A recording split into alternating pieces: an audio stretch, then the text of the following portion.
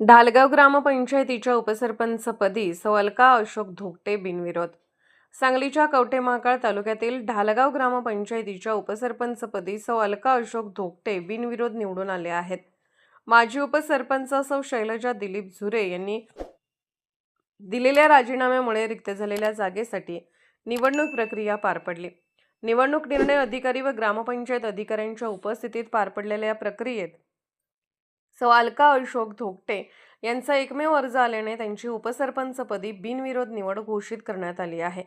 यावेळी ग्रामपंचायतीच्या वतीने माजी उपसरपंच सौ शैलजा दिलीप झुरे व नवनिर्वाचित उपसरपंच सौ अलका अशोक धोकटे यांचा विशेष सत्कार करण्यात आला. यावेळी श्री संजय भाऊ पाटील व श्री सुरेश घागरे यांनी मनोगत व्यक्त केले. यावेळी ढालगाव ग्रामपंचायतीचे सरपंच श्री संजय घागरे पाटील, ग्रामपंचायत अधिकारी श्री विकास शामराव माने तसेच ग्रामपंचायतीचे सर्व सदस्य, गावातील प्रमुख कार्यकर्ते व ग्रामस्थ मोठ्या संख्येने उपस्थित होते. महाराष्ट्र वेद न्यूजसाठी गुंडा झुरे, ढालगाव.